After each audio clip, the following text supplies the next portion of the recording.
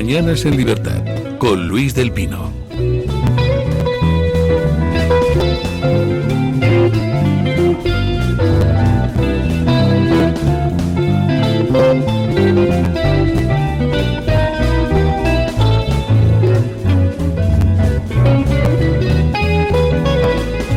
...8:33, 7:33 en las Islas Canarias, hoy con un poco de retraso, pero con tertulia de lujo. Don Julián Victoria, ¿qué tal está usted? Don Luis, ¿cómo voy a estar hoy si no es más radical que ayer, pero un poco menos que mañana, y cada día más, según se vayan desvelando cosas del caso Epstein? Don Borja Montoro, ¿está usted siguiendo también el caso Epstein con interés? Sí, por las redes y esto, y gracias a todos ustedes, a los medios, sí, muy bien.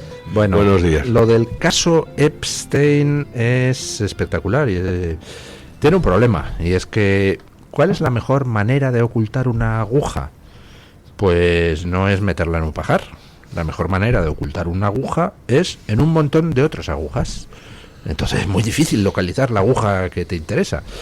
En el caso Epstein, pues al desclasificarse 5 millones de páginas de golpe, pues aparece la información interesante mezclada con mucha información basura que no va a ningún lado. Pero pues afortunadamente los seres humanos no somos idiotas y sabemos hacer la labor de expurgado para quitar lo que es ruido y centrarnos en lo esencial. Y han pasado menos de 4 días desde que se desclasificaron los papeles y ya está empezando a caer gente en todo el mundo. Y de todos los niveles. Y de todos los niveles, especialmente altos, que era donde se movía Epstein como pez en el agua. Está cayendo el exministro laborista israelí Ehud Barak, el exministro laborista inglés y comisario europeo Mandelson, la hija del exministro socialista francés Jacques Lang. Están desvelándose los contactos de Epstein con todo el mundo de los científicos transgeneristas a los que se dedicaba a financiar este tío. Están saliendo relaciones con el mundo de la cultura. Una novelista española, pues, en fin, se ha visto salpicada. Tienen ustedes un artículo en El País hoy. Bueno, es el ex consejero delegado del Barclays en Reino Unido. Bueno, está cayendo gente que tenía relaciones o financieras chungas, en el sentido de tráfico de información privilegiada, o lúdico siniestro delictivas, o sentimentales, con Epstein. Y eso, pues que solo han pasado 4 días. Vamos a ver muchísimas más cosas. Don Luis, sin entrar a valorar cada una de las cosas que están saliendo, porque es verdad que luego se está saliendo pues muchas cosas que tampoco sabes interpretar, gente que también que se está aprovechando para sus propias luchas y generando documentos con IA, pero yo, siempre que don Luis tiene a bien invitarme, en todos los programas lo digo, estamos en una lucha entre el bien y el mal, claramente. Esto no es una lucha ya entre izquierda y derecha, entre más impuestos o menos impuestos, entre más sector público y funcionarios o más sector privado y autónomos. Estamos en una lucha entre los buenos contra los malos. Porque prueba de ello es que todas las élites que llevamos denunciando tanto tiempo, impulsando la agenda woke y la progresión internacional, resulta que son los mismos que están todos en el ajo con la pedofilia y con todas estas cosas. Entonces, creo que literalmente estamos en una batalla para derrotar al mal. Yo la verdad es que ayer me deprimía un poco pensando en cómo es posible que hayamos llegado a una situación donde una élite que tendría que estar o en la cárcel, en una cárcel especial para delincuentes sexuales, o al menos en un sanatorio psiquiátrico para tratarse, haya estado dirigiendo el mundo. O sea, si tú vas a una reunión de estas internacionales, yo qué sé, tipo Davos, foro de Davos, y dices, a ver, por favor, ¿cuántos pederastas hay en la sala? ¿Cuánta gente levantaría la mano? ¿Cuántos han tenido relación con Epstein? ¿Cuánta gente levantaría la mano? O sea, es que es ¿cuántos están intentando terrible impulsar esta agenda para fines espurios? Sí, y eso me llevaba a pensar otras cosas. Si yo fuera uno de estos miembros de estos clubes donde para ingresar tienes que hacer cosas chungas y donde hacen cosas chungas, ¿qué estaría dispuesto a hacer para que no me desenmascararan y no perder el poder y seguir haciendo cosas? ¿Estaría, por ejemplo, dispuesto a matar a un candidato presidencial americano? Pues posiblemente, ¿no? Y por otro lado, ves que toda esta gente que se dedicaba a ganar dinero de forma chunga y a celebrar fiestas chungas y a cometer delitos de carácter sexual, resulta que además les daba por la ingeniería social y se dedicaban a promover causas, por ejemplo, el transgenerismo y todo esto. Es muy inquietante el ver... clima, si es que son los mismos que impulsaban la agenda climática, la agenda woke, la agenda transgénero, son los mismos que están saliendo en emails que ni siquiera son emails institucionales, hablan como si fueran amigos de toda la vida, ¿no? Con Epstein. Sí. Da la sensación de que se va desvelando, es como revelar una fotografía, que va apareciendo primero unos grises y luego va saliendo todos los detalles de toda la fotografía. La fotografía completa es como una maquinaria que encaja perfectamente. Una maquinaria que antes, cuando se señalaba o cuando había sospechas de cómo funcionaba, siempre quien lo hacía o que lo hacíamos desde el desconocimiento, porque yo tampoco tengo la información, pero todos teníamos una sospecha de aquí hay algo que no está bien. Siempre se insultaba y se llamaban conspiranoicos y cómo va a ser y tal, y este tipo de... Y de repente la maquinaria va aflorando y conforme van saliendo informaciones se va viendo que son unos engranajes, como dice usted, que están todos perfectamente conectados. El engranaje financiero, el engranaje de los centros de poder, el engranaje de tal, las coacciones y todas estas personas que aparecen en la lista. Esta mañana yo creo que don Luis tenía mucha razón cuando señalaba y decía, igual resulta, porque claro, es sorprendente, una persona siempre dice, pero ¿cómo es posible que entre los dirigentes haya un porcentaje tan elevadísimo de personas que tienen afición por la pederastia, que es una brutalidad, es una cosa inconcebible para la cabeza normal de un ser humano? Y más bien puede que sea al revés, ¿qué está dispuesto a hacer una persona para entrar en esos círculos? Entonces hay momentos en que una persona se le plantea y dice, oye, si quieres entrar, porque si no, no te dejan entrar. Es que el problema es que estamos empezando a sospechar que para llegar a ser clase dirigente en determinados tipos de ámbitos, tú vas a tener que tragar una píldora.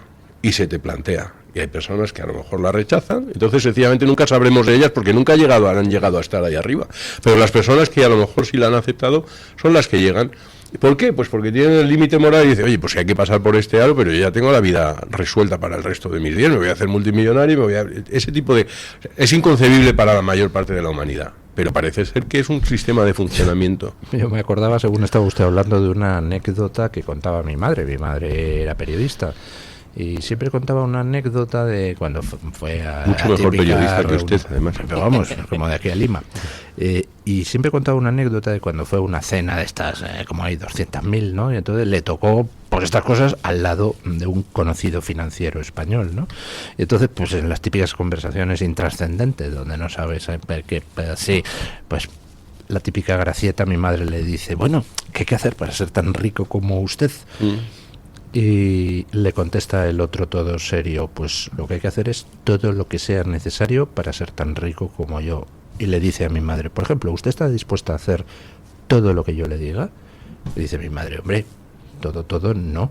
Y dice, no llegará nunca usted a ser tan rica como yo.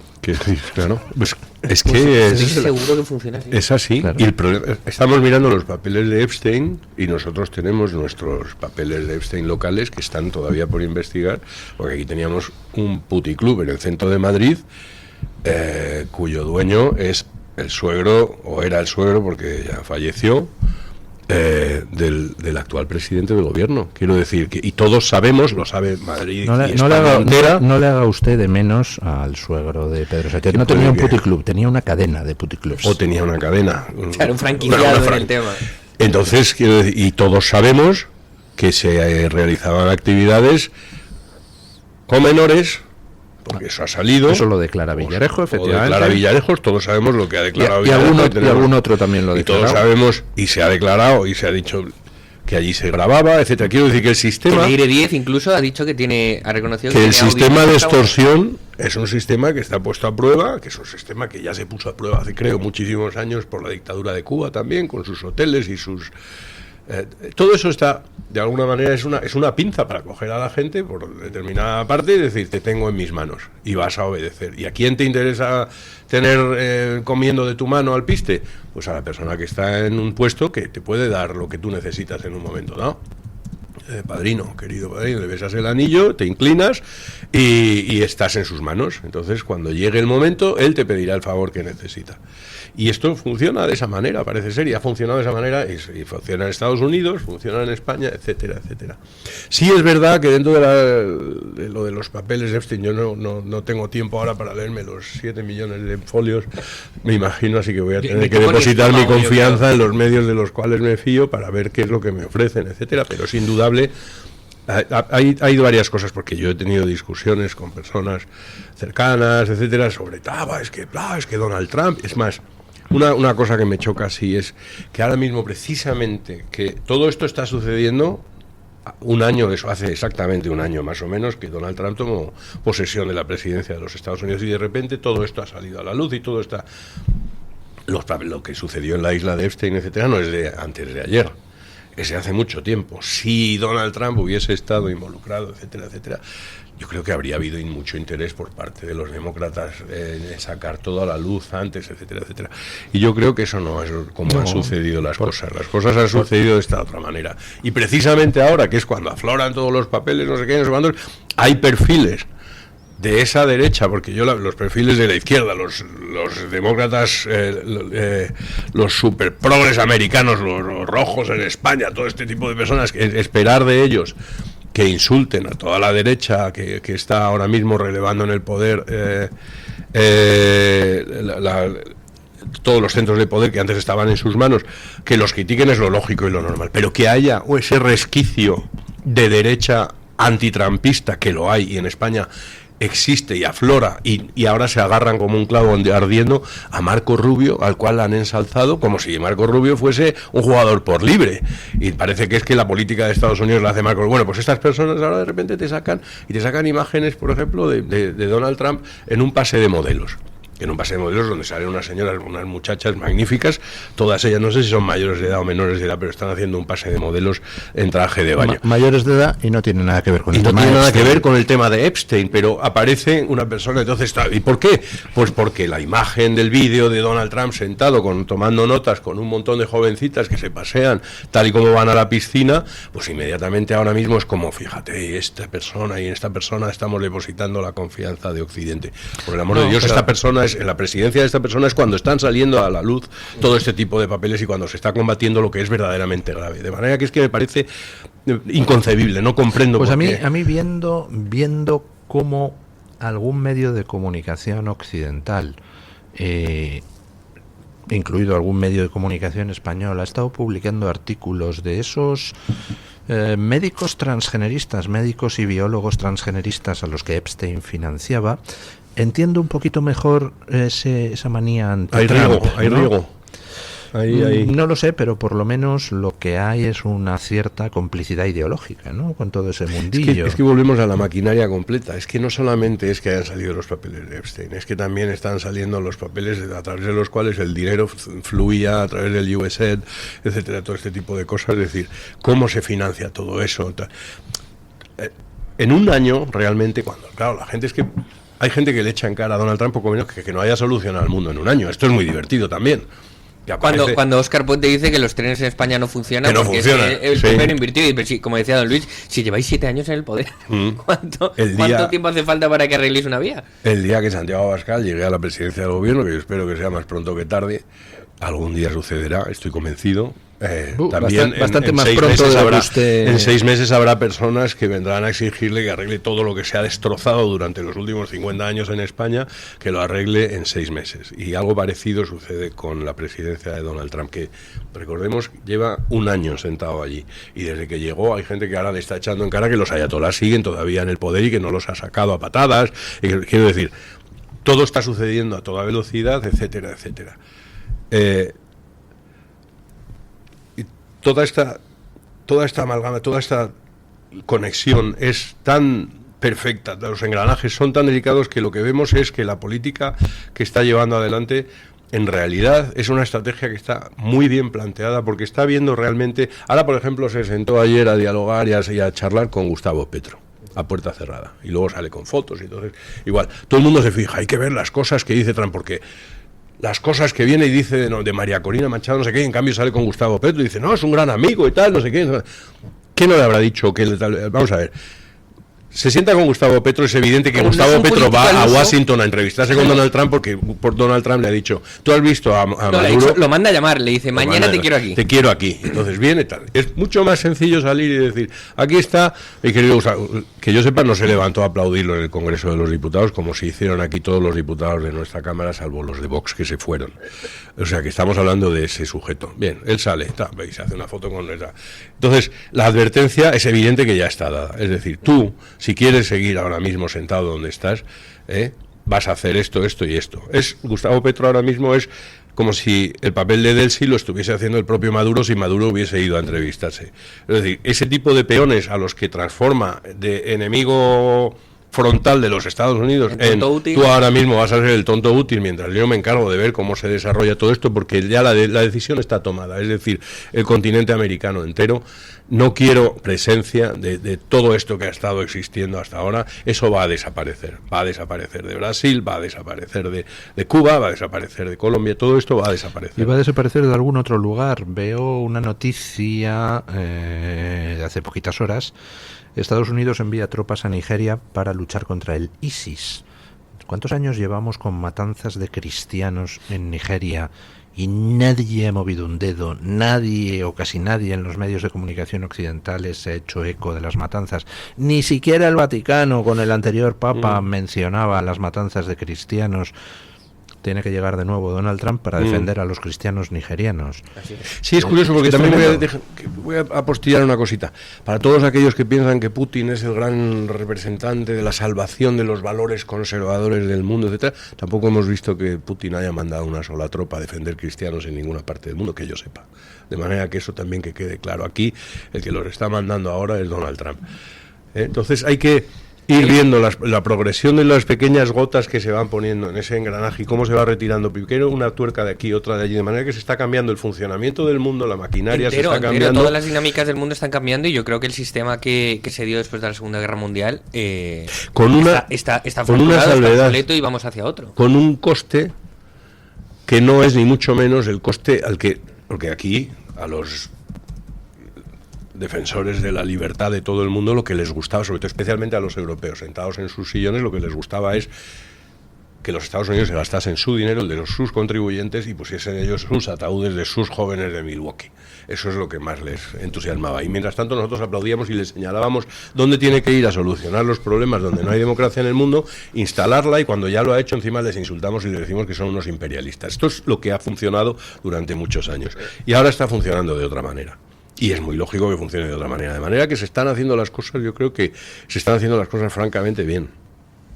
Y perdón que ya he hablado mucho y le he interrumpido, don Julián. Pero venía usted con ganas de hablar. Es que es un poco pepero y no le quiero dejar hablar siempre. No sé yo. Permítanme añadir un par de cosas más a lo que ya he dicho sobre Epstein en las noticias de hoy. Bueno, ya les he hablado de que hay mucha información basura, entonces, bueno, yo como periodista, como director de este programa, pues lo que hago es intentar cada información contrastarla, solo hacerme eco de aquellas cosas que salen en relación con el caso Epstein que tienen corroboración y que tienen importancia y que, bueno, tienen relevancia penal o al menos moral. Todo lo que son las menciones, pues, o que no van a ninguna parte porque no significan nada y no son un desdoro para el que aparece mencionado, y todo lo que son chismes, rumores y tal, todo eso lo elimino. Y elimino toda la información sobre la que tengo dudas. Por ejemplo, les voy a poner un ejemplo muy concreto porque han salido a la luz unos correos electrónicos que Epstein se mandaba a sí mismo informándose, dejando constancia de sus presuntas conversaciones con Bill Gates, unas conversaciones pues que dejan a Bill Gates en muy mala posición, en el sentido de que dice: Bill Gates me ha dicho que ha contraído una enfermedad de transmisión sexual, tal. De todo eso no me he hecho eco, y no me he hecho eco porque no hay ninguna demostración de que eso sea real. Yo puedo enviarme un mensaje a mí mismo por correo electrónico diciendo que don Borja Montoro ha hecho no sé qué. ¿Significa que lo haya hecho? No. Es más probable que sí. Lo que tendría relevancia es que hubiera un mail de Bill Gates diciéndole a Epstein: Oye, ¿qué puedo hacer con esta enfermedad de transmisión sexual? Eso sí tendría relevancia, pero un mail de Epstein a Epstein hablando de que Bill Gates ha dicho no sé qué, pues puede ser verdad, puede ser mentira, o puede ser una invención de este tío o ganas de hacerle daño a Bill Gates. Por tanto, todo eso lo borro y de eso pues no les informo a ustedes mientras no haya alguna corroboración. Y luego otra cosa más añado: lo que ha salido de los papeles de Epstein tendrá continuación, porque en los papeles de Epstein que han salido la gente ya ha podido comprobar que hay nombres tachados. Es decir, documentación del FBI donde aparecen algunos correos electrónicos muy comprometedores, porque ya se hace mención directamente a tema del uso sexual de menores, y aparecen nombres tachados. ¿Quién era el que enviaba esos correos a Epstein? Yo deduzco que lo que se ha hecho ha sido sacar las cosas tal como las tenía el FBI en época de Biden. Y yo me imagino que el FBI estará trabajando en poner identidad a esos nombres que aparecían tachados, porque la operación de cobertura que se ha hecho durante la época de Biden ha sido realmente repugnante, y ahora pues hay otro FBI, así que muy posiblemente veremos más datos de Epstein liberados en el futuro, y algunos de ellos posiblemente nos enteraremos de que existen porque se habrán emprendido acusaciones penales por pedofilia contra determinada gente. En fin, que se está poniendo esto enormemente... Veremos hasta dónde llega la madriguera del conejo, don Luis. Pues, lo que sí sabemos, ya en el plano nacional, es que nos levantamos con la noticia de que Pedro Sánchez y el gobierno de España ha decidido intervenir las redes sociales para que los menores de 16 años no tengan acceso a las redes sociales. Ha decidido intervenir las redes sociales. Sí, porque eso de los menores es una de las medidas. Otra de las medidas es que van a tratar de imponer que no se hable de ciertos temas en las redes y que con la huella de odio. Sí, que las tecnológicas obedezcan las órdenes de la Comisión Europea para borrar ciertos mensajes. Por ejemplo, los mensajes antiélite. O sea, es que quieren... Sí, que no se puede criticar a las élites. Quieren hacer que no se pueda criticar a las élites. ¿A cuáles élites? ¿Las de la lista Epstein? Las de la lista Epstein, sí. ¿Ha dicho eso? Eso lo ha dicho Pedro, eso es una cosa... Eso está en los proyectos para ser élite. En los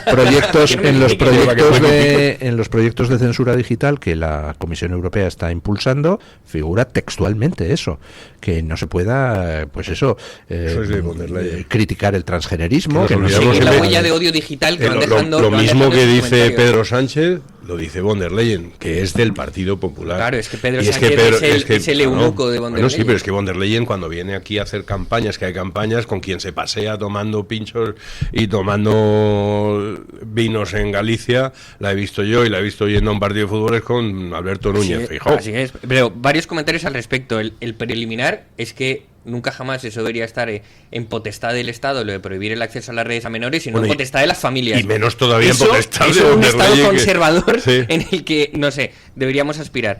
Pero dos cuestiones. Uno, ¿se acuerdan cuando el PSOE quería impulsar el voto desde los 16 años? Luego se dieron cuenta que todos los chavales de 16, 17, 18 años votaban a Vox, entonces dijeron, paralicemos el PSOE eso. Y la izquierda, pero segunda consideración al respecto. O sea que si eres menor de 16 años no puedes tener una cuenta en una red social, pero si eres una niña de 15 años puedes ir a abortar libremente, y si eres un niño de 5 años te pueden hormonar, pero no puedes tener Instagram. Hemos llegado al absurdo. Don Luis, yo siempre digo que vivimos sobre las ruinas de una civilización superior. ¿A qué punto hemos llegado? O sea, puedes abortar libremente con 15 años, pero no puedes tener TikTok. Sí, efectivamente. No, puedes abortar con 15 años, pero no puedes comprar un ibuprofeno de 600 en la farmacia.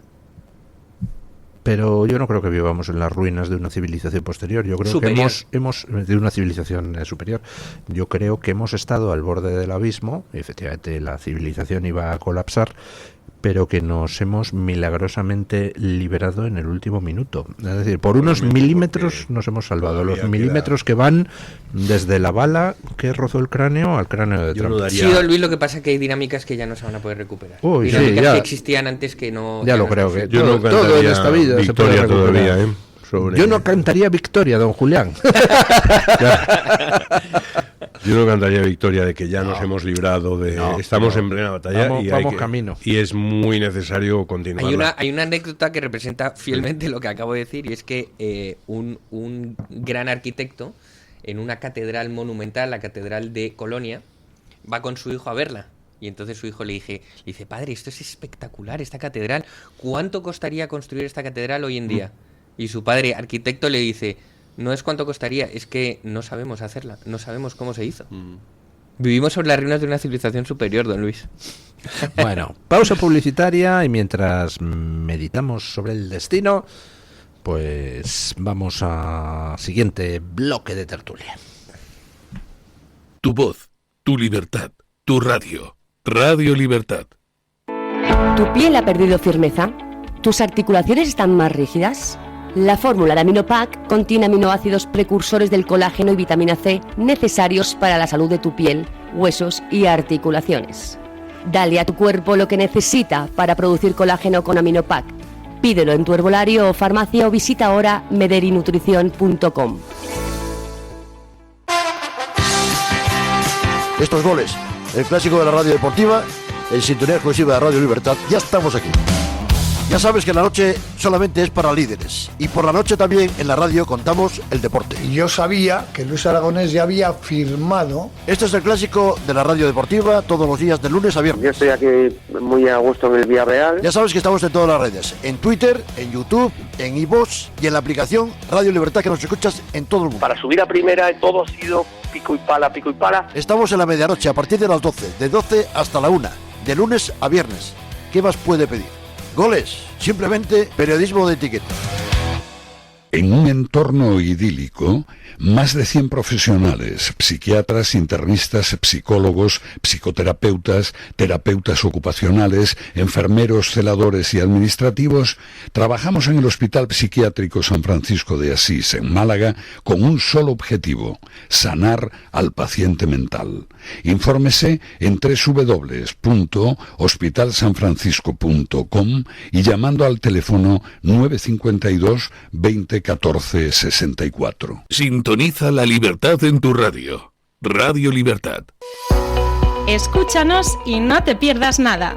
Síguenos en redes sociales y entérate antes que nadie de nuestros contenidos, entrevistas y momentos destacados. Búscanos como Radio Libertad en todas las plataformas y únete a nuestra comunidad. Conéctate y vive la libertad en tu radio.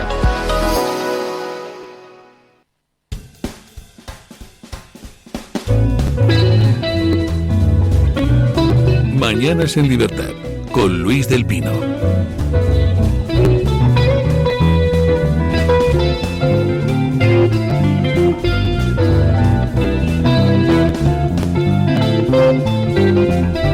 Bueno, el martes 17 de febrero, don Javier Sardón, historiador, ofrecerá la primera de un ciclo de 3 conferencias sobre el origen de la leyenda negra antiespañola. En el ciclo de conferencias, pues va a tratar de cómo surgió la leyenda negra contra España, que no surge con Felipe II, ya de antes del en el medievo empezaron los gérmenes de lo que luego sería la leyenda negra contra España, y tratará desde el medievo hasta el reinado de Carlos I, pues lo que es la evolución de toda esa propaganda antiespañola. Así que pues es una oportunidad única para comprender el origen de muchos de esos tópicos antiespañoles. Próximo martes 17... dentro de 2 martes. Martes 17 de febrero a las 7:30 de la tarde, aquí en la sede del Club de Amigos. Hay modalidad tanto presencial, pero eso dense prisa en reservar su plaza porque no cabe tampoco tanta gente, me parece 80-100 personas como mucho. Y luego también hay modalidad online. Para los que quieran podrán seguirlo, pero tienen que registrarse a través de las redes. Para inscribirse o solicitar más información pueden llamar al 916162464, 916162464, o bien enviar un correo a clubdeamigos@clubdeamigos.org. Bueno, don Luis, sí. para añadir a lo de la leyenda negra, solo un dato para que la audiencia se quede con él. En 3 siglos de presencia española en América, España extrajo 118 toneladas de oro del continente americano. Cuando detuvieron a Maduro, le encontraron 111 toneladas de oro. O sea que Maduro tenía el mismo oro que España extrajo en 3 siglos de presencia americana. Pues, por cierto, lean los libros del padre de don Julián Victoria, don Pablo Victoria, magníficos, sobre todo el dedicado a la figura de ese siniestro personaje, Simón Bolívar, que por azares del destino tiene calles y monumentos aquí en España, cuando era un genocida y un canalla, y es el que condenó al atraso a toda Hispanoamérica, además de cometer un genocidio contra los españoles. Pero bueno. Muchas gracias, don Luis. Animo a los lectores. Bueno, vamos con algo que a mí me dice que este gobierno está ya en las últimas, o al menos el ministro de Transportes, Óscar Puente. Se pone a culpar del accidente de Adamuz al cambio climático, al PP, y se le olvida a Franco. Malo, está ya perdiendo facultades Óscar Puente. Ya lo de dormir 3 horas al día no le sienta bien, parece, ¿no? Yo tengo que agradecer no haber venido a estos micrófonos en los últimos 10 días porque habría sido... me subía por las paredes después de lo que ha sucedido del crimen de Adamuz, porque yo me niego a llamar a eso un accidente. Ahí no ha habido personas que hayan muerto por una mala situación, por un avatar de una coincidencia. Hay personas que han muerto y hay culpables de las muertes, y hay culpables que todos reconocemos y que sabemos por qué esas personas que tenían que estar hoy vivas y con sus familias han perdido la vida de una manera innecesaria, porque nuestro dinero no se ha invertido como se tenía que invertir en que las infraestructuras estuviesen como Dios manda para garantizar la seguridad de los españoles. Y es así. Y entonces, gracias a Dios no he tenido acceso a los micrófonos durante unos días. Ahora estoy viendo las cosas con un poco más de distancia y un poco más calmado, porque daba voces yo solo en casa, escuchando las noticias y viendo. Y conforme pasa el tiempo, más se manifiesta la falta de dignidad, de vergüenza, es increíble que esta persona siga todavía al frente del ministerio. Es increíble que el presidente del gobierno no solamente no lo haya cesado, sino que públicamente lo haya respaldado y lo haya apoyado y haya elogiado su gestión. Todas las pruebas y todo lo que va saliendo a la luz van en la misma dirección. Y es verdaderamente... Y que ahora mismo, cuando ya... Porque al principio lo primero que hizo él fue defender el nivel de inversión y las infraestructuras y lo que se había... No, y se ufanó de que España tenía el coste más bajo por kilómetro de vía. Sí, pero ¿no? Primero quiero decir lo que va dando bandazos en distintas versiones. Recuerdo un poco a Ábalos cuando cada día decía una versión distinta sobre lo del encuentro con Delcy Rodríguez en el aeropuerto. Y entonces al principio era... No, nosotros como esto no puede fallar porque nosotros hemos invertido y todo aquello se renovó íntegramente. Luego resulta que no se renovó nada íntegramente y es evidente que no se han hecho obras y no sé qué. Entonces ahora resulta que cuando ya sabemos que no se han hecho obras, entonces dice que no se han hecho obras pero que no se han hecho nunca y que la culpa no es suya, que lleva 7 años, que estas cosas no se hacen en 4 días, que no son 4 días. Así es. Son 7 años que lleva usted al frente. ¿Cuánto tiempo tienen que estar los socialistas para que se hagan obras? 42 años tienen que estar en el poder. Eso es lo que nos está diciendo el señor Puente. Así es, o sea, analicemos bien lo que ha dicho. Es que, claro, la falta de mantenimiento de las vías viene del gobierno anterior.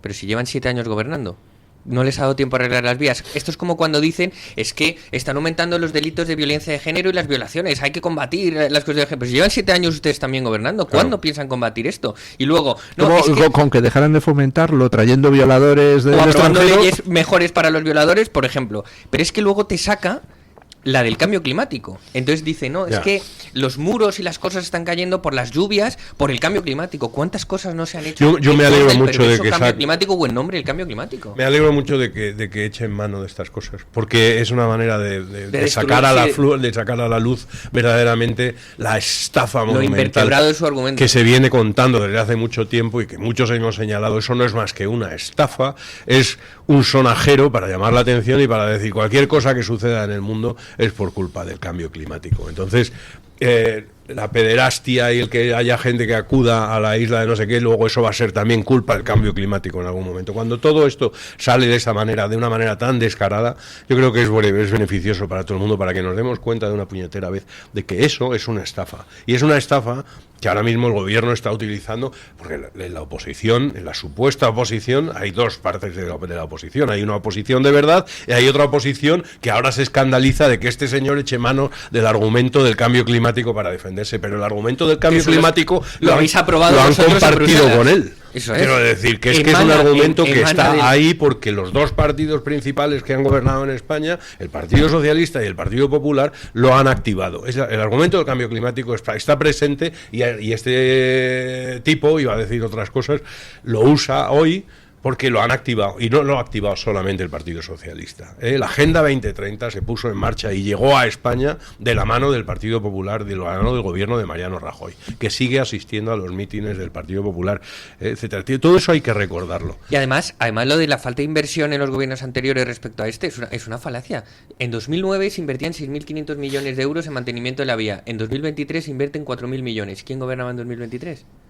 El Partido Socialista. Entonces, ¿de qué está hablando? ¿De que esto es culpa de gobiernos anteriores? 7 años después, cuando tú tienes durante 7 años en tus manos, bajo tu responsabilidad, si esto hubiese sucedido a los 3 meses de llegar ellos al poder, siempre puedes decir, al año, 7 años después, es imposible que tú puedas echar mano de ese argumento, sobre todo teniendo como tienen las cifras que tienen de mayor recaudación, de toda la historia nos están sableando impuestos, están llegando fondos de Europa, todo. Y luego encima es que además, si es que lo hemos visto en la prensa, si es que han contratado a prostitutas en Adif con nuestro dinero, si es que tenemos una situación en España en la que hay un señor que acaba de descubrir una cura contra el cáncer de páncreas, un científico español, que es una eminencia mundial, y que se ha ido a crowdfunding privado y tiene que ir a pedir dinero privado como quien va a hacer un cortometraje con unos amigos y tiene que hacer un crowdfunding, porque no, mientras que hay presentadores en televisión que en un año se ventilan todo lo que necesita ese señor para acabar con el cáncer de páncreas.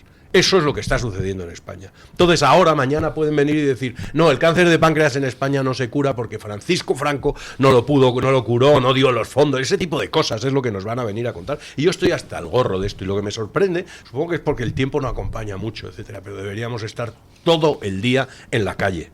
Todo el santo día en la calle. Yo me conformo con que estemos todos en la calle un día, el día de ir a votar. Por ejemplo, este próximo domingo en Aragón. Yo creo que hay que hacer mucho. Bueno, por supuesto, hay que ir a votar en Aragón y habrá que votar luego en Castilla y León y habrá que votar en muchos sitios, pero sigo sin comprender porque me parece me parece inmoral no presentar una moción de censura contra este gobierno. Me parece inmoral. Políticamente hablando, para la persona que tiene en su mano presentarla, es una obligación moral presentar, por una sencilla razón, y lo he dicho en estos micrófonos en más de una ocasión.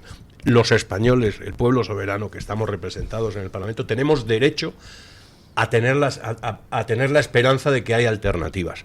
Que no estamos encerrados en una caja y que no nos queda otra más que estar en manos de un señor que depende del tiempo y que por narices todavía tenemos 1 año y medio delante. Hay que ofrecer una oportunidad. ¿Que no sale adelante? Que se retrate todo el mundo y que todo el mundo se corresponsabilice de la situación. Es decir, si Óscar Puente sigue sentado donde está sentado, porque mañana, y si se presenta una moción de censura y Óscar Puente sigue ahí, entonces la culpa ya no es solo de Sánchez, la culpa va a ser también del PNV, etcétera, etcétera, y es bueno que la gente lo sepa. Pero además, y cuando ERC se dirija a los ciudadanos catalanes a criticar la gestión de las rodalías y no sé qué, no sé cuántos, sus votantes les van a poder decir, coño, ¿por qué no lo echasteis? Porque habéis tenido ocasión de echarlo. Entonces, es necesario hacer lo que está en tu mano. Y uno de los instrumentos que tienes en tu mano es presentar una moción de censura. Y además, porque una moción de censura, al ser una cosa que se tiene que hacer en activo, es decir, tienes que presentar una alternativa de gobierno. El problema es que yo estoy convencido, estoy completamente seguro de que si no se presenta la moción de censura, en realidad no es porque, no, es que no es el momento, es que si se le va a dar un balón de oxígeno. Se le va a dar un balón de oxígeno, me lo está diciendo una persona que no fue a la Moncloa porque el día anterior murieron 46 personas por culpa de una gestión, de la mala gestión del propio gobierno con el que se iba a reunir el lunes. Porque él se iba a reunir el lunes con Pedro Sánchez en la Moncloa para hablar de cómo solucionaban los problemas que necesitaba Sánchez para arreglar las cosas. Además, recordemos que el argumento para no presentar una moción de censura es que no hay los votos suficientes. que para que salga con mayoría absoluta. Entonces directamente no te presentes a las elecciones porque tampoco vas a tener mayoría absoluta. No, es que se presenta para ganarlas. Entonces no te presentes a las elecciones porque no las vas a ganar. Hablando de la inversión en mantenimiento de los trenes, hay un dato que la audiencia tiene que conocer, y es que el gobierno de España destina más dinero a Correos y a Televisión Española que al mantenimiento de la red ferroviaria. Pero si es que el dinero de los españoles se está destinando a cosas innecesarias, a gasto superfluo, duplicado, espurio en muchas ocasiones, en vez de lo importante. Y es que no pedimos tanto, pedimos que los trenes no descarrilen, pedimos que en España no gobiernen o no manden los etarras y los prófugos, pedimos que no duerma en la Moncloa una familia que vivía de puticlubs. Si es que no pedimos tanto, pedimos vivienda para los chavales. Son ustedes unos radicales. No pedimos tanto. Hemos puesto por favor, permítanme. Es que tengo que siguen saliendo datos del caso Epstein. Esto es un sin vivir. Les cuento.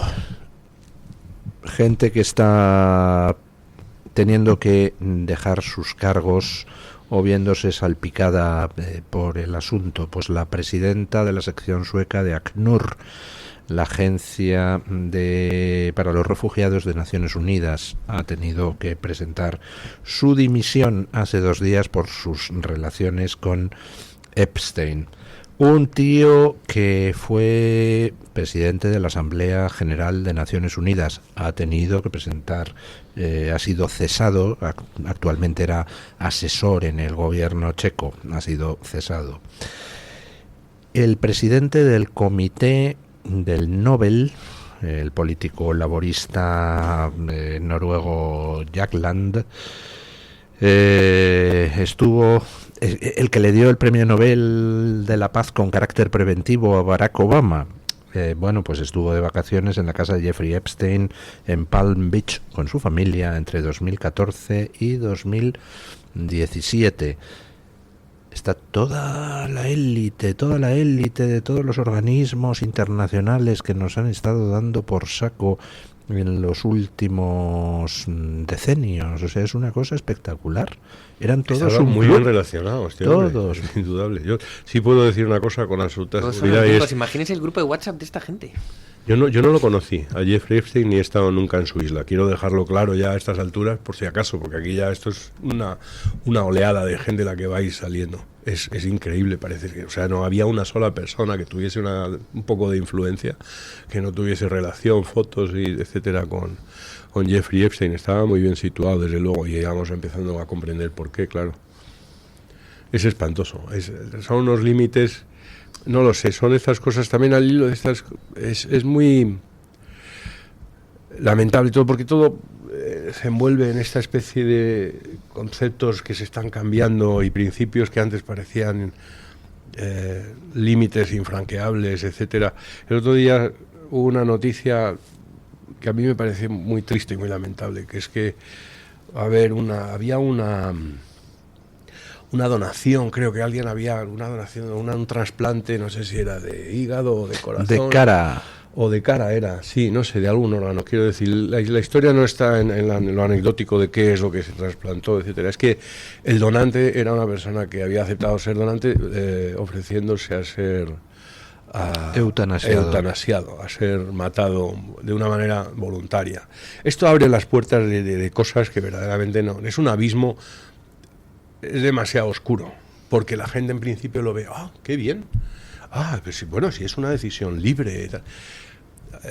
Ayer reposteaba don Miguel Ángel Quintana Paz, que siempre tiene unos tuits que a mí me gustan mucho, aparte de que últimamente está muy divertido, y debo decirlo, es muy oportuno, pero ayer reposteaba una intervención de Ulebeck hablando sobre la eutanasia, que me parecía muy, muy acertada, porque hablaba sobre en qué consiste la eutanasia y la libertad y lo que eso significa, y lo que te está diciendo la muerte como solución. Lo que te está diciendo es que sobras, y además lo que te están ofreciendo es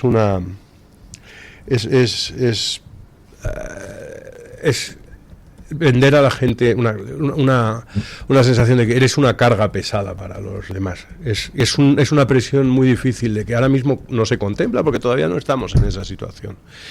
Pero si abrimos las puertas de esto siempre, cuando yo he hablado con personas que te hablan sobre la eutanasia, por ejemplo, en ese sentido, cuando se abren las puertas, tú dices, tú no te puedes imaginar lo que tiene que ser el día de mañana, dentro de 20 años, cuando tú vivas y tengas 90 años y ya no puedes andar y no sé qué, no sé cuántos, y veas que en tu entorno el 60% de la gente tomó la decisión, se quitó de en medio y mira, tal. Tú no puedes mirarte al espejo y luego decir, soy el único egoísta que voy a seguir suponiendo una carga para mis hijos, etcétera, etcétera. La gente es que no conoce la psicología humana o cómo es esto, no lo entiendo. O sea, estás abriendo las puertas a que la propia, entonces dice, pero si es una decisión voluntaria, mis narices, voluntaria. Estás forzando a la gente a presentarse delante del espejo y a contemplarse a sí mismo como si fuesen el último egoísta del planeta, que eso es lo que sucedería. Y entonces todos hemos conocido, y todos tenemos personas mayores pero hombre, si te caíste, ¿por qué no llamar? Ay, por no dar la tabarra. Porque esto es muy de mayores y son muy así, y los conozco, y estoy en una edad en la que últimamente pues tenemos mucha relación con muchos de ellos, claro. Pero hombre, ¿por qué no llamaste a alguien que tal, que no sé? Hijo, no sé qué, por no dar la tabarra. Y el por no dar la tabarra dice, pero ¿cómo no dar la tabarra? Llamas y no es que no, pero el no dar la tabarra. Entonces, cuando uno viese que es el último dando la tabarra en el planeta, ¿cómo no va a tomar la decisión de decir, yo a mis hijos, ¿cómo les voy a dejar esta tara? Yo soy un tostón, una carga, y no sé cuánto, y no sé qué, y no sé cuánto. Pues fíjate lo que han hecho fulano, zutano y mengano. Pues si esto ya está, porque esto ya está aceptado y tal. Así es como queremos que funcione realmente el mundo, para ir llegando. Entonces dices, no, puta, los límites. ¿Y qué acabamos? Con una especie de humanidad en la que solamente eres útil mientras estás produciendo, etcétera, etcétera. Me parece todo tan bárbaro, y todo forma parte, volvemos a lo mismo, de esa imagen general, de esa maquinaria con la cual se está moviendo el mundo hoy en día, y que está fabricada sobre la base de este barro, de esta gentuza, que además todos estos tipos de políticas, etcétera, están incentivadas por esa misma élite que hoy en día estamos descubriendo de qué pasta está hecha, ¿no? Fíjate, Borja, que los que tenemos el valor de ponernos de pie, denunciar esto, somos llamados constantemente extremistas, exaltados, cuando no se dan cuenta que todo lo que hacemos no es por odio a los que están enfrente, solo es por amor a los que están detrás, porque si los dejas vienen a por ellos. Como decía un diputado de Más Madrid en la Asamblea de Madrid, hay que arrancar a los hijos de sus familias porque pertenecen al Estado y se lo creen, y si les dejas vienen a por tus hijos. Con lo cual, que nadie piense que todo lo que hacemos es porque odiamos a los que no piensan como nosotros. Todo lo que hacemos lo hacemos porque amamos a los que tenemos que proteger y a los que están detrás, y que solo cuentan con nosotros para defenderlos, porque el Estado no los va a defender. Es más, el Estado es de enemigo declarado de ellos. Por eso vienen ahora a decirte que vienen a defenderlos. Sí. Lo que han descubierto es que ellos pensaban que eso estaba en sus manos. Nunca se les pasó por la cabeza plantear esto cuando X no era de Elon Musk, ¿eh? Elon Musk ha rebautizado a Sánchez como Dirty Sánchez. Sí. Está muy bien. Quizá por eso había lo de las saunas. Vaya pedrada le ha tirado, porque... Sí, hay gente que está celebrándolo, diciendo que esto le viene muy bien a Sánchez porque lo sitúa. Yo no creo que le venga muy bien. Otro balón de oxígeno. Sinceramente, pero... en absoluto. No sé, Elon Musk, hombre, pues, en fin... ¿Qué tal si inviertes en medios de comunicación en España para echar a Dirty Sánchez, no? Digo yo, porque aquí tenemos un panorama mediático absolutamente copado por un gobierno que se gasta el dinero de los españoles, no en raíles para vías férreas, pero sí en comprar medios de comunicación, ¿no? Elon, ¿no te interesa? Por favor, Elon, compra algún medio de comunicación. En Radio Libertad agradeceríamos una inyección financiera que nos permitiera tener más postes, por ejemplo. Está muy interesado en España últimamente. Ha dicho que el centro de España lo puede sembrar enterito de placas solares para abastecer de energía a todo eso. En cambio, yo ahí no lo aplaudiría, la verdad. No, yo tampoco, pero bueno, pero sí, pedir que no quede. Pero este papel que ahora de repente Sánchez ha descubierto, él quería tener una presencia internacional, siempre ha sido su sueño. Recordemos que su sueño era... Creo recordar que estaba en dirigirse hacia la Secretaría General de la OTAN, etcétera y tal. Esto ya está fuera de todo tipo de contemplación, no tiene muchas salidas, y de alguna manera ahora, pero es que las posturas de Sánchez, las posiciones políticas que mantiene, están en contra absolutamente, no ya de Trump, están en contra de cualquier político sensato en Europa. Ahora mismo hemos visto el gobierno progresista de Dinamarca acaba de adoptar medidas contra la inmigración. Todo esto ha empezado además con lo de la legalización de de los irregulares, de los 500.000 que promete. Hoy tenemos unas cifras, ayer creo que salieron unas cifras del paro demoledoras, que por cierto a nuestra ministra de Trabajo, a la vicepresidenta Yolanda Díaz, le parecen muy aceptables, porque no sé por qué argumento se ha buscado también, porque aquí todo el mundo tiene un argumento para felicitarse. Pues que es culpa del cambio climático, evidentemente. Pero si se celebraron que hubiera menos autónomos en España porque significaba que había más empleo estable. Claro. O sea, son gente que de verdad celebra la pobreza. Y con esas cifras... Porque decían que con esas cifras, pues estamos anunciando que vienen... que legalizamos a 500.000 y que además vienen y que todos sabemos que no 2 millones más, claro, por supuesto. Primero son más, y segundo, a través de la figura de la reagrupación familiar o del arraigo, son capaces de traerse a toda su familia, con lo cual estamos hablando de unos 4 millones de personas que pueden entrar en España y en algún momento podrían incluso tener derecho a voto. Sí. Bueno, es que ya lo ha dicho Irene Montero, que Irene Montero tiene la virtud de hablar como un niño pequeño y decir la verdad. Que Irene Montero responde a los intereses de Sánchez. De verdad, que todo esto emana de él. Claro. Y entonces ha visto que está perdiendo votos, ha visto que ha perdido al pueblo español y entonces ha dicho, sustituimos al pueblo español y me traigo otros que me voten. Que me voten. Eso es lo que ha dicho, literalmente ha dicho exactamente eso. Y esto es obra y plan de Sánchez. Pero lo dice Irene Montero y es el plan de la izquierda entera, por supuesto que es ese. Lo que pasa es que es el plan de la izquierda entera, pero no solo de la izquierda entera, en ese sentido. Quiero decir que ahí volvemos a lo mismo que decíamos antes del cambio climático, en las políticas de inmigración masiva, etcétera, etcétera, que están adoptadas y dirigidas desde Europa. Ahí ha colaborado también el Partido Popular, que es que ahora mismo el Partido Popular estamos viendo una serie de declaraciones tal que se echan las manos a la cabeza, e igual que se burlan o critican que Óscar Puente eche mano del cambio climático, ahora estos señores, pues no, la regularización, ¿cómo va a ser? Y no sé qué. Los señores... Pues si ustedes la han apoyado directamente. Bueno, y además, pero si hemos oído los discursos del corazón así de ancho de Moreno Bonilla, y yo he escuchado, no Moreno Bonilla, porque Moreno Bonilla todo el mundo te dirá, es un poco la izquierda del PP, es como González. No, Isabel Díaz Ayuso, en el cierre del Congreso, el 21 Congreso del Partido Popular, creo que fue en junio del año pasado, me parece, nos hizo una narración sobre la épica del navegante que venía en patera buscando sus metas y sus sueños y no sé qué, y qué no tendrá esa persona, no sé qué.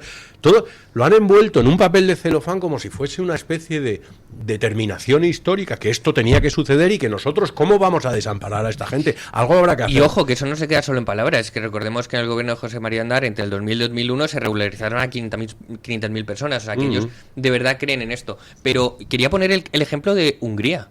Hungría es un país que se ha negado al reparto de inmigrantes y a absorber inmigración dentro de su territorio. La Unión Europea los ha sancionado pagando con 1.000.000 de euros al día de sanción, y Hungría ha dicho, es que prefiero pagar eso a llenar de inseguridad mi país. Bueno, yo lo pago. Un millón de euros al día por 365 son 365 millones de euros al año. Nosotros nos gastamos mucho más que eso en subvencionar ONGs que nos traen inmigrantes, que a su vez nos llenan las calles de criminalidad, porque ahí entra una proporción de inmigrantes que nadie se preocupa de separar del resto. Nos meten los mismos yihadistas, que violadores, que pederastas, que asesinos. Con lo cual, pues, en fin, no sé, yo también preferiría pagar 1 millón de euros al día en multa a la Comisión Europea. Lamentable papelón, por cierto. Y esto es una cosa, porque en esos círculos sí los conozco los círculos de gente que vota a lo que se supone que es el elenco de la derecha. Ahí cuando hablo de la derecha hablo de Vox. Lo otro es el centro, ellos dicen centro derecha, es el centro reformista, que es como ellos se han definido a sí mismos desde hace tiempo. Pero bueno, estas personas que del entorno del voto al Partido Popular, algunas de ellas han cambiado su voto a Vox hace tiempo, otras personas, yo conozco votantes de Vox que vienen de más a la izquierda todavía, pero en general, el que es votante del Partido Popular y el que todavía sigue R defendiendo y diciendo, a mí si yo no te digo que no, tal, pero es que a mí, es que son tan radicales, es que yo... Y luego, llevo hablando con ellos mucho tiempo, y te hablan y te dicen, es que yo en esta cosa de la inmigración, es que mira, yo no... Porque yo es que la caridad cristiana y estas cosas, es que esto me echa mucho... ¿Y ahora? Quiero decir, ahora cuando ven a los líderes de ese partido en el que a ellos les parecía, porque los discursos de la SIN de Ancho, de Moreno Bonilla, eso les gustaba y tal. ¿Y ahora? ¿Dónde está los nuevos discursos del Partido Popular? ¿Cómo defendemos a ese nuevo Partido Popular que te dice lo contrario? O sea, lo mismo que te estaba diciendo Vox hace 6 años, ahora lo tienen que decir porque por necesidad lo tienen que decir. Porque es que la gente está sufriéndolo en los barrios y lo está sufriendo en los gastos y en los impuestos, en todo. Entonces dices, ay, ahora se nos ha acabado ya el corazón así de hecho, ya no son tan españoles como Abascal, ya no es necesario que vengan a limpiar nuestras casas y a trabajar en nuestras fábricas, porque ese discurso se lo escuchaba yo a varias personas, entre ellas a Isabel decía Díaz don Luis Ayuso. que claro, Hungría paga 365 millones de euros al año para evitar la inmigración, pero si en la Comunidad de Madrid se acaba de publicar un contrato de 24 millones de euros para acoger a 250 menas. Eso sin tener en cuenta que el coste de la inmigración ilegal en España al año a todas las comunidades y al Estado central cuesta 30.000 millones de euros. Prefiero lo de Hungría. Son 300 millones por tener a nuestra gente segura. Claro. Si los impuestos no son para tener a nuestras mujeres seguras en las calles, si no es para tener unos salarios dignos, porque recordemos que la inmigración presiona a la baja los salarios, y si no es para evitar el colapso de los servicios públicos, ¿para qué cojones está el dinero de los españoles? Por supuesto no está para contratar señoritas de las que fuman en Adif. Señoritas que fuman. De las que fuman. Es una expresión vale. muy Sí. tradicional. Perdón, Que don Julián es un hombre- ya. Se fue. Pausa publicitaria y nos vamos a encarar el último tramo de nuestra tertulia. Y sigo viendo gente que está cayendo por el caso Epstein. Ahora les comentaré algún caso Madre más. de Dios, esto es un- Tu voz, tu libertad, tu radio. Radio Libertad. Leyenda negra. ¿Mito o propaganda? ¿De dónde surge el rechazo a España? ¿A quién beneficiaba? Javier Sardón analiza su origen y evolución. 17 de febrero, 7:30 de la tarde. Para más información, entra en la web del Club de Amigos, llama al 91-616-2464 o escríbenos un correo electrónico a clubdeamigos@clubdeamigos.org. Porque conocer el pasado cambia la mirada del futuro. Comienza tus mañanas en libertad. Radio Libertad.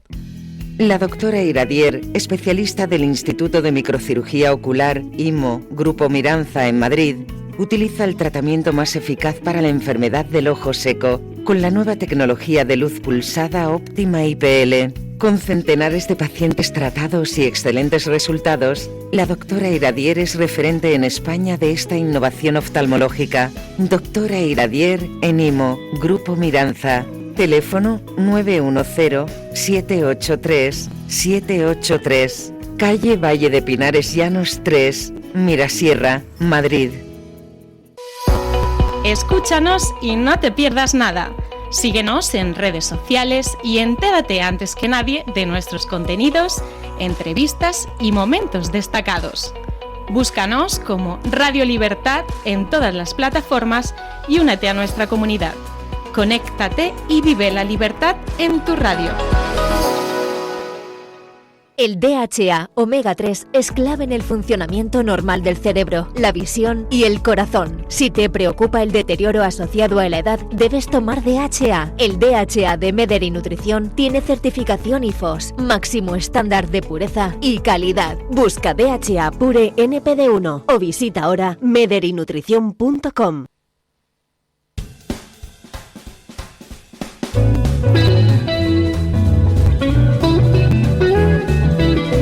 Mañanas en libertad. Con Luis del Pino.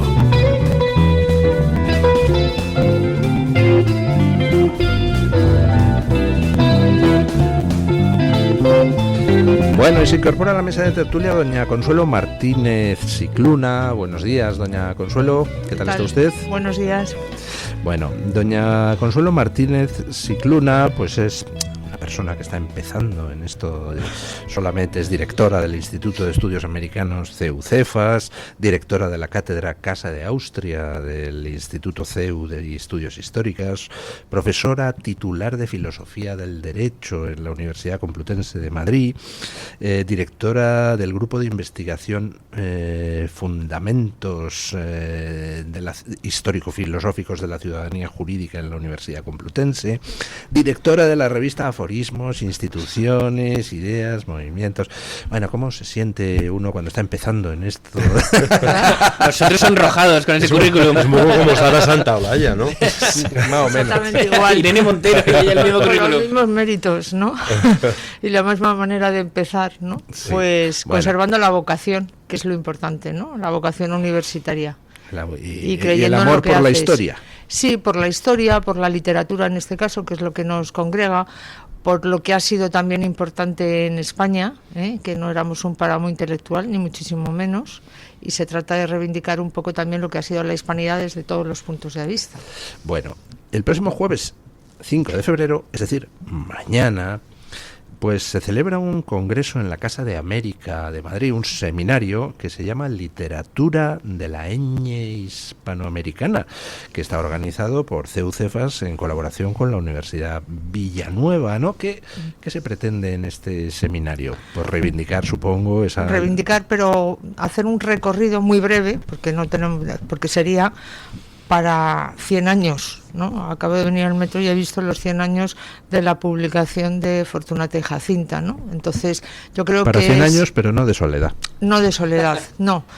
Y yo creo que es un recorrido por parte de la literatura, de la ñ, por parte de la literatura hispanoamericana y por parte de la literatura española, que además hay una reciprocidad y hay una recepción, ¿no? Nosotros recibimos, no nos da tiempo a verlo, pero hay también un montón de hispanoamericanos que son diplomáticos, como Rubén Darío, como Amado Nervo, que tienen mucha importancia, y que además Rubén, por ejemplo, es el germinador del modernismo en España, ¿no? Y luego también otros yo empiezo con la Pardo Bazán, ¿no?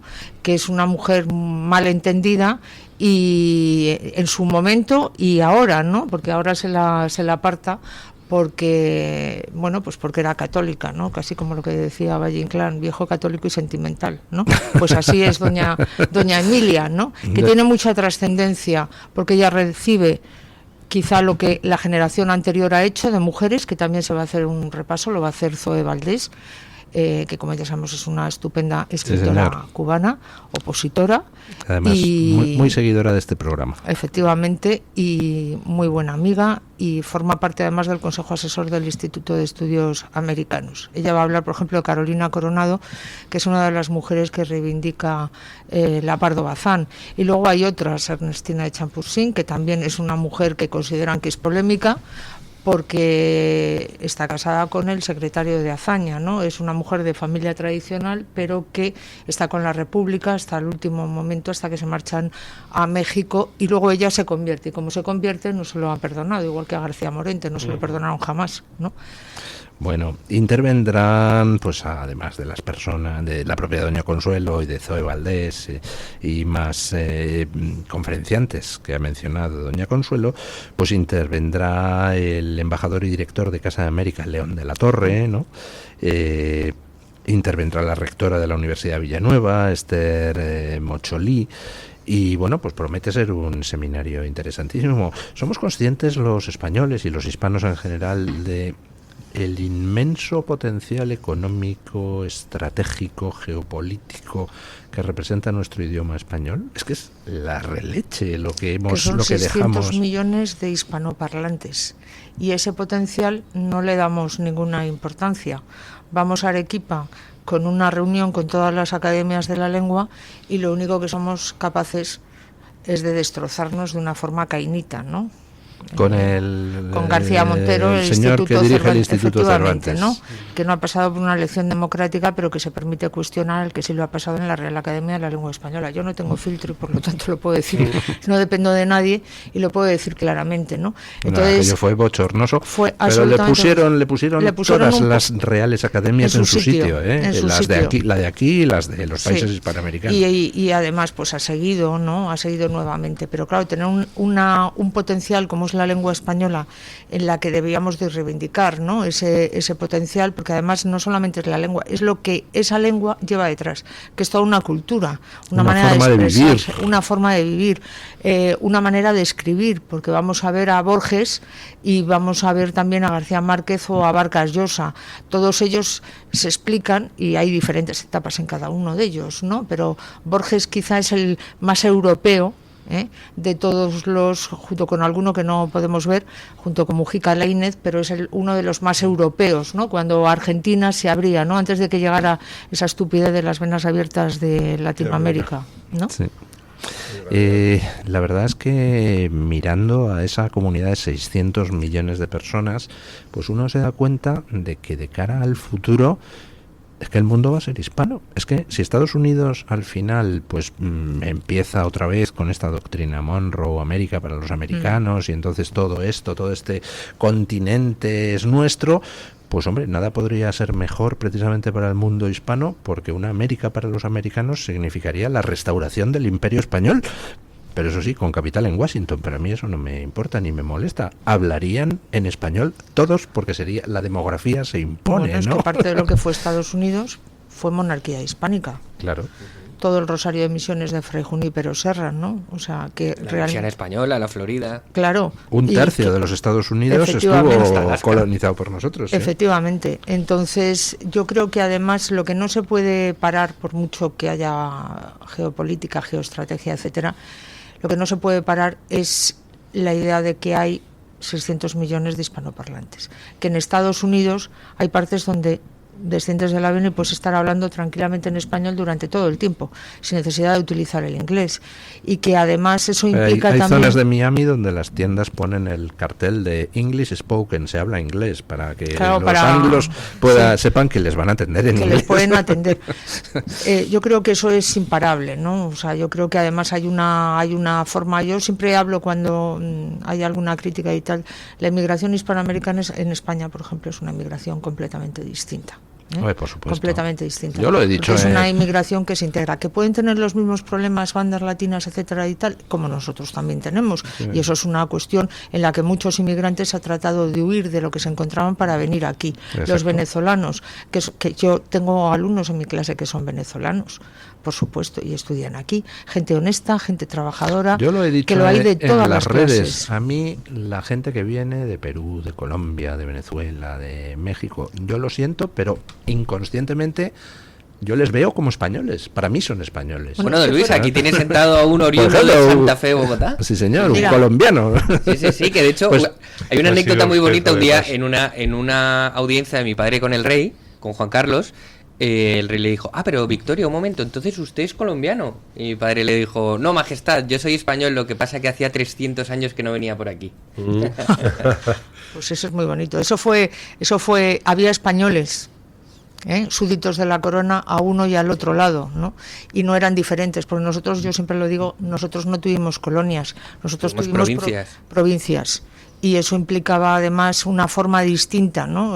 Vamos a celebrar dentro de nada, que estoy en el comité también científico, los 475 aniversario de la fundación de la Universidad Nacional San Marcos de Lima, que es la más antigua del continente americano. Nosotros creamos universidades y creamos calles, ciudades, nosotros construimos en piedra porque fuimos para quedarnos. Entonces los americanos además, construyeron en madera para los ingleses para explotarlo e irse.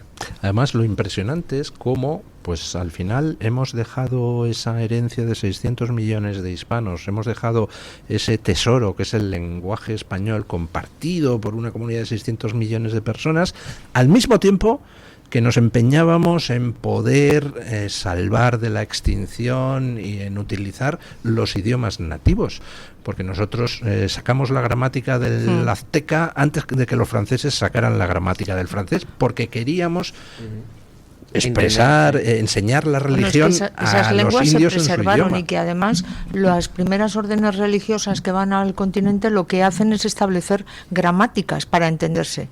Ningún imperio que pretende asentarse nada más que en una dominación fáctica establece una gramática ni se mezcla. Bueno, es que ese es el otro pilar, claro, que es el mestizaje y que es la evangelización. Sin esos dos pilares no se entiende absolutamente nada de la presencia española, ni se entiende tampoco nada de esos primeros mestizos, ¿no? El Inca Garcilaso, por ejemplo, que es espectacular, que es un grandísimo poeta y que aúna una de las grandes familias españolas, los Garcilasos y también los príncipes incas, ¿no? O sea, yo creo que eso llega hasta qué momento momento llega? Pues llega hasta el 19, hasta el 20, con escritores que son buenísimos, con escritores que además también reivindican de alguna manera la hispanidad. Incluso, es decir, tú no puedes odiar a España y estar escribiendo en español. Eso lo decía un autor del continente y decía, y eso es verdad, ¿no? La riqueza de la lengua española, la riqueza estilística, la influencia, la reciprocidad, los autores que influyen a uno y a otro lado, eso tiene muchísima importancia, ¿no? Desde el punto de vista literario, filosófico, histórico, porque siempre ha habido una reciprocidad. Así es, yo hace un año llevé a mi mujer a conocer Colombia, que yo tampoco la conocía muy bien, entonces fuimos a descubrirla y llegamos a parar a un pueblo que se llama Santa Fe de Antioquia, en la cordillera oriental de los Andes, a 1500 metros de altura. Y estamos en la plaza del pueblo, un pueblo absolutamente andaluz, blanco de calles empedradas, y yo estoy a punto de llorar. Y entonces mi mujer, que es de Jaén, me dice... pero no sé por qué estás tan impactado, si esto es como cualquier pueblo de Jaén. Claro. Y le digo, exactamente por eso estoy impactado, porque estamos a 1500 metros sobre la cordillera oriental de los Andes y te sientes en Andalucía. No se puede negar que España no estuvo aquí. Claro. No, y además, si uno mira al revés la influencia de las provincias americanas en las provincias europeas españolas, pues uno se da cuenta de hasta qué punto se ha moldeado desde allí buena parte de nuestra cultura. Por ejemplo, la gastronomía. O sea, que la gente medite, ¿qué haríamos? ¿Cómo sería la gastronomía española sin tomate? Sin patata. Sin la tortilla de patata, tú imagínate. Sin pimientos. O sea, sin chocolate, sin café. Sin chocolate, sin café. Bueno, yo sin café no puedo ir. No, el café no es de americano. No, pero... Es, al revés, ese nosotros lo llevamos allí. Nosotros lo llevamos. Pero, por ejemplo, el ceviche, yo siempre lo digo, si no hubiera limones, si no lo hubiéramos llevado los españoles, ¿qué sucedería? La uva, por ejemplo. El ajo, la cebolla. Claro. Sí. ¿Cómo harías un cilantro sin lo que nosotros, un guacamole sin lo que nosotros llevamos allí y sin lo que nos trajimos de allí, ¿no? Ellos pusieron el aguacate, ellos pusieron los chiles, nosotros ponemos el limón, el ajo, la cebolla, en fin. Aquello es España y esto es España. Y me encanta que se vaya a restaurar el imperio hispánico y que el primer emperador vaya a ser Donald Trump. ¿Verdad? Bueno, a ver, detalles del Congreso. Primero, ¿es abierto? ¿Es abierta la asistencia? Bueno, ya hemos tenido que cerrar la inscripción. Aún así, como estamos en estos días porque hay inscritos 90 personas. Entonces la verdad es que los congresos que hemos hecho últimamente en Casa de América, con esta colaboración con la Universidad Villanueva, pues han tenido interés. Pues hicimos uno sobre filosofía hispánica, siglo de oro, donde venían precisamente peruanos, mexicanos, etcétera. Era el segundo que hacíamos de esta vertiente y la verdad es que se llena. Entonces, ¿qué sucede? Que con estos días de lluvia, pues a lo mejor algunos de los que se han inscrito no van, porque a la gente le da pereza salir, la gente más mayor, etcétera. Y por lo tanto, aunque no se hayan inscrito, pueden acudir. El salón es suficientemente grande como para, en principio, intentar dar cabida.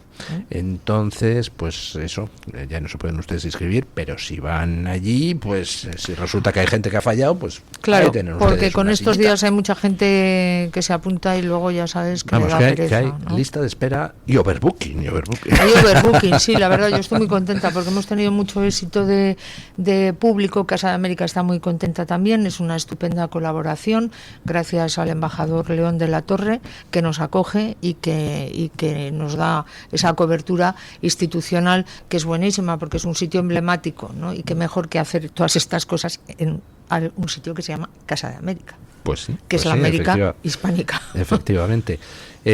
Doña Consuelo, en la Casa de América, ¿a qué hora empieza el próximo jueves 5 de febrero? Pues empieza a las 10.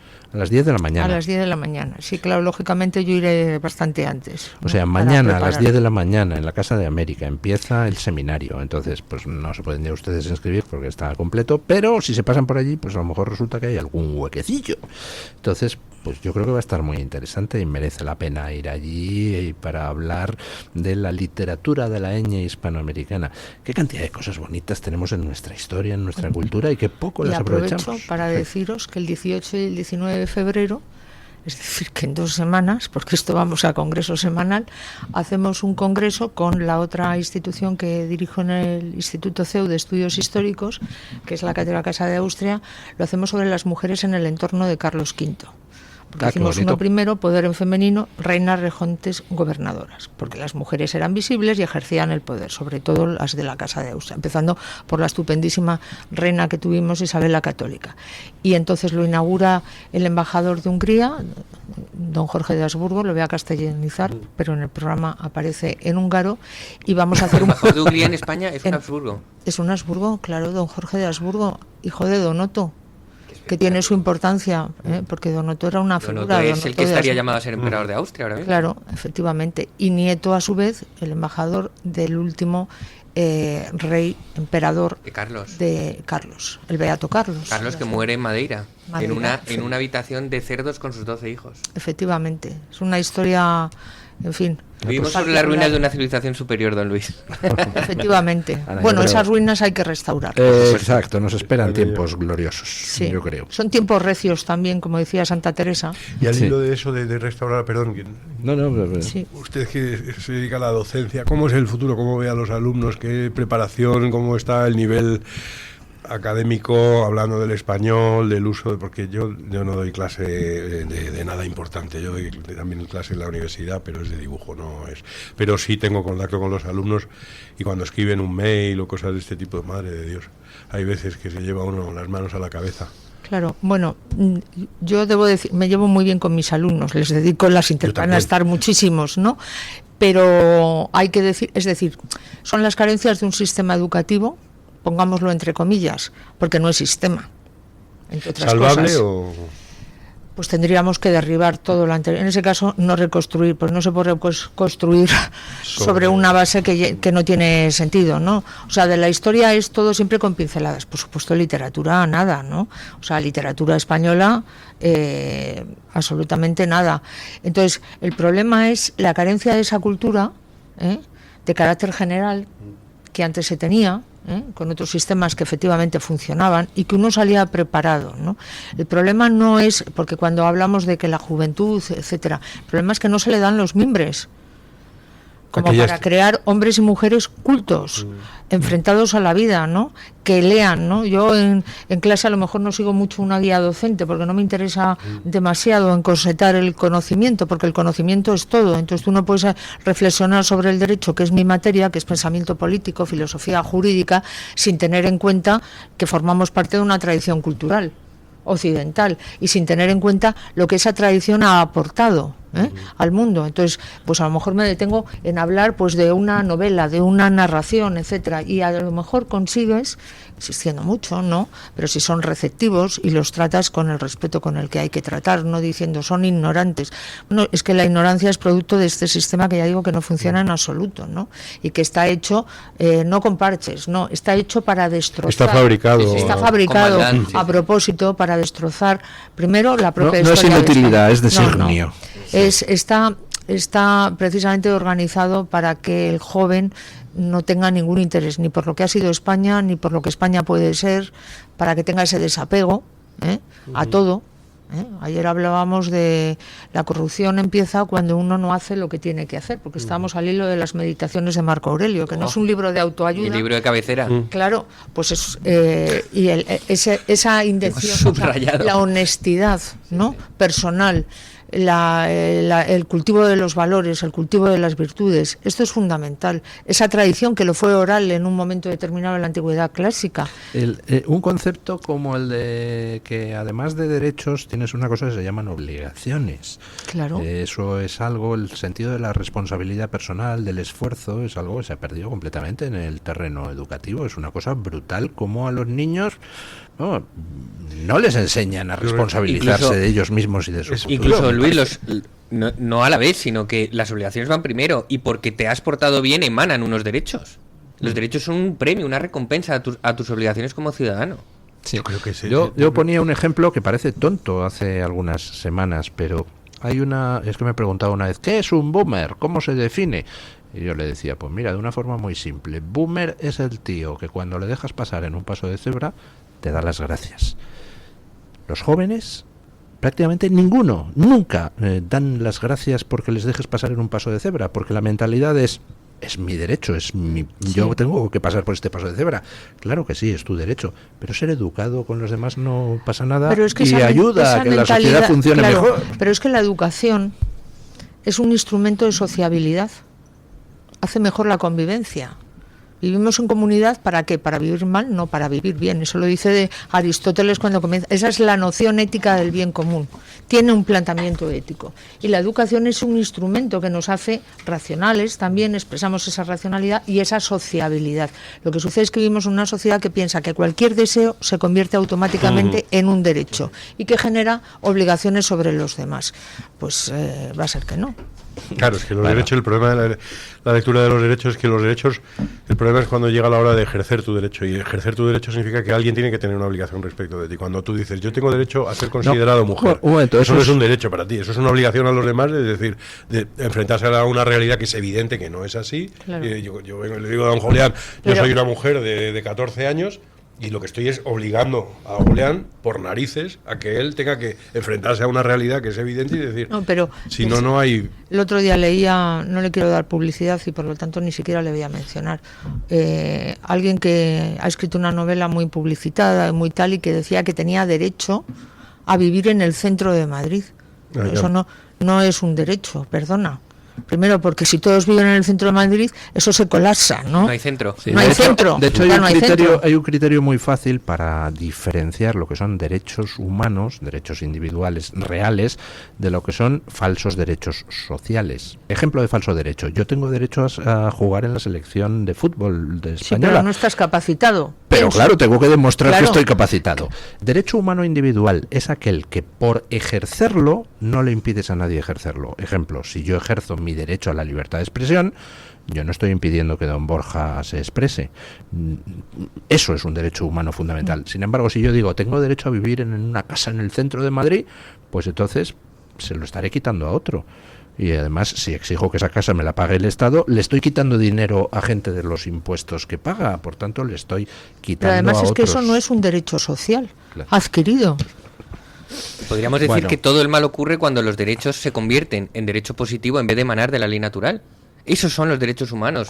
Bueno, los que decidieron un día. Me encanta ver cómo en España hay un montón de gente, como doña Consuelo Martínez Cicluna, pues que aparte de saber de lo suyo, de historia, de literatura, pues hombre, les preocupa el para qué sabemos y trata de hacer cosas. Lo suyo parece ser que es muy amplio, porque la vida es filosofía del derecho, quiero decir que es un conocimiento vastísimo. En definitiva, tradición cultural occidental. No se trata de otra cosa. Bueno, vamos con la opinión de los oyentes, que si no, pues luego se me quejan de que no les hacemos caso. Y con razón, don Luis, y con razón. Hoy la pregunta era, ¿cree que en España deberían publicarse en abierto todos los audios de Villarejo, como se han publicado en Estados Unidos todos los archivos del caso Epstein? Y dábamos 4 opciones. La primera, sí; la segunda, no; la tercera, no lo sé; y la cuarta, no me importa. Y desde luego a mí me gusta cuando hay unas opciones de pocos votos, como por ejemplo el 0%. Hay un 0% de personas que dice que no le importa. O sea que ya ve usted que el caso de Jeffrey Epstein está removiendo conciencias. Un 97% de los encuestados considera que sí, que deberían publicarse esos audios de Villarejo. Hay un 2% que no lo sabe y hay un 1% que dice que no. Y voy rápidamente con comentarios, don Luis. Encuentro en Twitter algún comentario de Jaestevez Prado 1 que dice que sin lugar a dudas los españoles tenemos derecho a saber en qué clase de manos están nuestras vidas y nuestro futuro. Alguien que se hace llamar el Maje 1 dice que cree que sí deberían hacerse públicas esas grabaciones de Villarejo, pero este gobierno no lo hará. Veremos qué pasa con el siguiente. Pepe Trueno en Twitter dice que llevamos casi 8 años esperando eso, que se hagan públicos los audios de Villarejo. Marilea dice que alguno lo debería llevar en su campaña electoral. Eso y cambiar la Constitución en cuestión de votos para que no valgan más los que quieren romper España. En las publicaciones de YouTube, don Luis, me encuentro un comentario de Julio Cepeda 2006 que dice que si salieran a la luz nos quedamos prácticamente sin políticos y empresarios corruptos. Y por eso no salen, porque no son tan tontos. Y hablando de desclasificar información, dice Francisco Tenes 4945 en las publicaciones de YouTube que esto es España, don Luis. No se ha publicado información habiendo pasado décadas de cosas como, por ejemplo, el 23F o el 11M. Y termino con un comentario. Bueno, recuerdo aquella noticia que saqué hace tiempo esa reunión de las víctimas del 11M con el rey Juan Carlos, donde le dicen, es que queremos saber la verdad de lo que pasó. Y contestó el rey Juan Carlos, pues lo lleváis crudo, a mí todavía me ocultan lo que pasó el 23F. Pues en esa misma línea escribe este oyente, hablando de esa información que no se ha publicado. Termino, don Luis, brevemente con un comentario del chat de YouTube. Es de Sonia Sanchi, que dice, es el mundo al revés. Si colocaban a señoritas y fontaneros en puestos relevantes, ¿qué podemos esperar? Estamos ante una decadencia en estado puro, nada que ver con ese imperio en el que no se ponía el sol, como justamente estábamos hablando antes con Consuelo. Bueno, noticia de última hora, interrumpida la alta velocidad entre Málaga y Antequera por un desprendimiento de tierras. Producto del cambio climático. O de Franco. Sí. Sí. Sabemos que tiene la culpa de todo. Sí.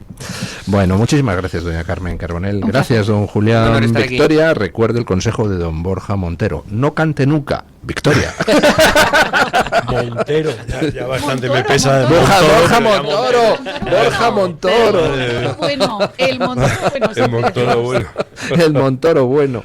Bueno, muchísimas gracias, doña Consuelo. Y nada, ya saben ustedes, mañana empieza el seminario sobre la literatura de la ñ hispanoamericana. Y ponemos punto final a la tertulia con nuestro amigo don Paco Linares, que hoy nos quiere hablar de amenaza meteorológica. Buenos días, don Paco. Cordiales. Como español, andaluz y malagueño, hoy le pido que estén atentos, ojo a visor, con los ojos abiertos. Insisto, que tomen precauciones por el estado del tiempo en toda España, pero sobre todo en esta región andaluza, en Andalucía y en Málaga. Hoy nos estamos enfrentando, según el diario El Mundo de ayer, en Andalucía, a una de las situaciones meteorológicas más críticas de los últimos años ante la llegada de un temporal con una descarga de agua de un volumen sin precedentes. Salvo en Almería, se han suspendido las clases selectivas, según informó Juanma Moreno, presidente de la Junta de Andalucía. Por otro lado, la Unidad Militar de Emergencia, o sea, la UME, se desplegó ayer en Andalucía con un contingente de más de 250 militares y 90 vehículos especializados. El temporal vendrá acompañado de fuertes vientos. El alcalde de Málaga, don Francisco de la Torre, con motivo del aviso de la AEMET, Agencia Estatal de Meteorología, avisa que hoy permanecerán cerrados en Málaga los museos, los espacios culturales, las bibliotecas, los centros de día de mayores, los recintos deportivos, la Alcazaba y Gibralfaro, parques y lugares con vegetación como el Jardín Botánico Histórico de la Concepción. Y que Santa Bárbara interceda para que no haya que lamentar ninguna pérdida humana, ni en Andalucía, ni en ningún otro lugar de España. Mañana, Dios mediante, esperemos que no tengamos necesidad de contar alguna tragedia. No, sí, yo ya intuí. Me olí que eso de profanar tumbas como la de Franco. En fin, mañana más y mejor. Punto final.